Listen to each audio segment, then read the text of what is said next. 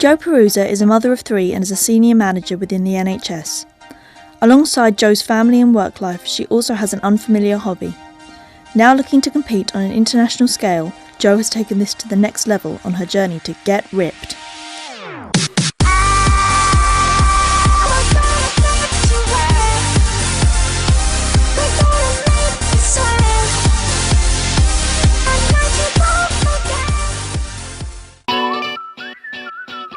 The ideal female form has long been seen as soft, curvaceous and delicate.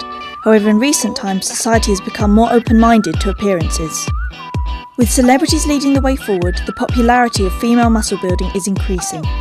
Programmes such as Big Brother have further brought the topic into the public eye. Jo joins the group of women who choose to challenge not only physical boundaries, but also female stereotypes.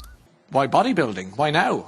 From the public's point of view, it's not just about the bodybuilding. I think every woman will agree with me that you all want to know how to lose weight and how to get rid of cellulite and all of that. And I have wanted that for years. So what was it that made Jo want to rip up her feminine physique? Being something that I've probably wanted to do, or I've wanted to maybe not compete, but have a look. I wanted to know if I can get a look for myself that I really liked on other people. But competing never even entered my head until this year. It was like last January. I just thought, maybe I could give it a try this year. I'd changed gyms. I felt that the training was right for me. I was enjoying it, but also I needed to do something that took me out of my comfort zone. Jo trains just outside of Manchester in Stockport at a specialist gym, Strength and Performance, where she's been training for the past year in order to compete in natural bodybuilding competitions.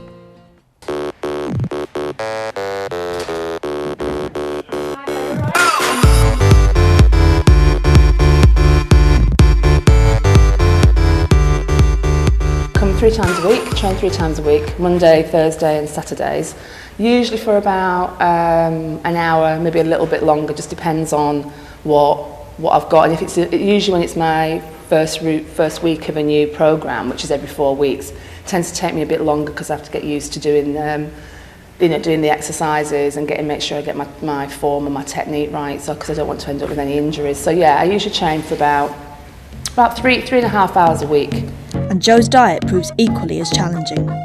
Pre-competition diet is high protein, low carb and fats, but they should be equally proportioned in each meal. And competition diet, you usually eat about every 2.5 hours, so you have 6 small meals a day. I always have a protein breakfast shake anyway, which is protein powder. It'll have some glutamine in, which helps to build muscle, and it will also have water.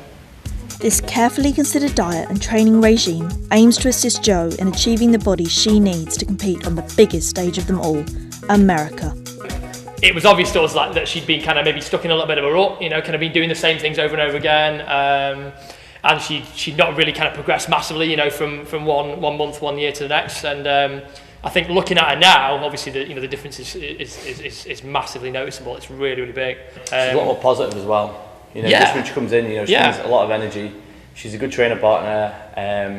I think, I'd love to train around with her. Yeah, that rubs off, So males and females training around her kind of want to train at that intensity, and they see what she gets, and they want to kind of have that. With this sport slowly starting to have an impact on Britain, America are already ahead of the game. It's a bigger kind of competitive scene, really. It's a lot more advanced than we are here. We're just kind of catching up, I think. Yeah, definitely more accepted over there. I think it's all their way of life over there, really. While still proving to be a battle today, it has come a long way since female bodybuilders first formed part of the notorious freak shows of the 20s. In a class of her own is charming 16-year-old Lillian Southcote, very fair and very feminine. Muscles usually go with males. Female bodybuilding became apparent to the public eye in the late 70s. This immediately challenged the standard social perception of the female form. At the start, the women's muscles were seen as cute and feminine. However, with the 90s came a series of events in the States, such as Miss Olympia, which changed the scene beyond recognition. It seemed that women had the correct genetics to develop far beyond initial expectations, and consequently brought up the subject of feminine beauty. The 90s saw the giants of female bodybuilding come to the fore, with Lenda Murray and Vicky Gates winning numerous consecutive titles based on their poise, physique and femininity. However, even in today's society, it still proves a controversial subject. She looks horrible. I don't really like anything like that. That's not for me. I don't think it's very pretty. I don't like it personally. Oh, how revolting. Minging. It shouldn't happen. Yet how does someone so close, such as Joe's partner Derek, feel about these issues? I think they've still got a long way to go. Again, people are a bit sort of, is it whether a woman should do that? Is it a man's sport? It's something which is obviously one of her goals. I'm very supportive. If she wants to do it, then great. However, Derek wasn't so sure when Joe first told him of her plans to compete. I thought she was joking, to be honest with you, at first. But Jo has always been into training. Ever since I met Jo, she used to go to the gym, maybe 2-3 times a week. So initially it was a bit of a surprise. I knew that she'd changed her gym. And so I thought, I was a bit sceptical at first. But once she started the training, I knew she was pretty much serious. It's not only Joe's partner who was initially sceptical. Some may say that the mass media is to blame. I think the tendency to use women with a generically slim form in the fashion industry is because it's a reflection of our culture, and by that I mean in other countries a larger woman might be seen as more popular or more beautiful, whereas in this country people tend to prefer a slimmer figure, and the fashion industry are trying to sell something. So if you go to Fashion Week, the designers are trying to sell clothes, so they put them on what they think people want to see.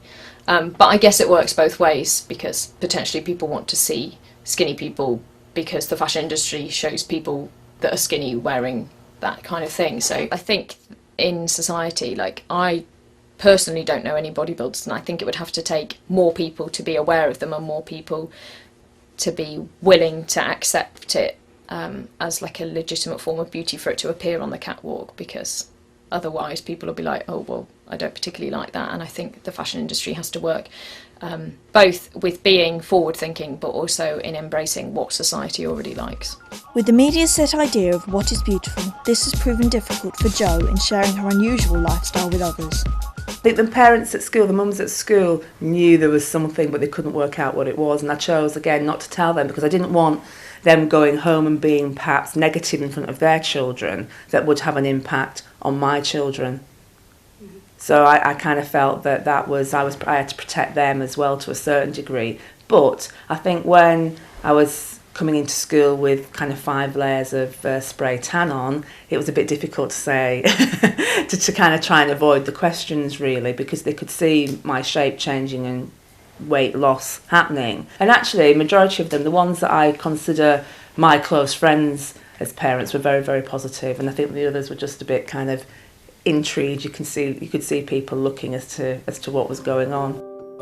Whilst Joe's family and friends may have accepted it, wider society as a whole are still at odds with change in the female form. Yeah, I do think it will be accepted in society today, because I think society accepts anything today. They don't seem to be shocked by anything. But I'm one individual, and I think it was absolutely horrible. I don't think women are not designed to look like that, nor are men. I do think this I'm a celebrity with Fatima in it perhaps might give it another boost. But even male bodybuilders aren't massively accepted. They're still sort of when they're massive. So maybe. No, women are women. If women want to do that, that's up to them, but that's not normal. Despite these reservations, Jo is unfazed by others' opinions and has big plans for the future. I guess it wouldn't be for everybody, but it would be good to be able to have that opportunity to go and compete in America, where the girls are, I think they're a next level up compared to the British figure girls here, and it would just be a really good opportunity to do that.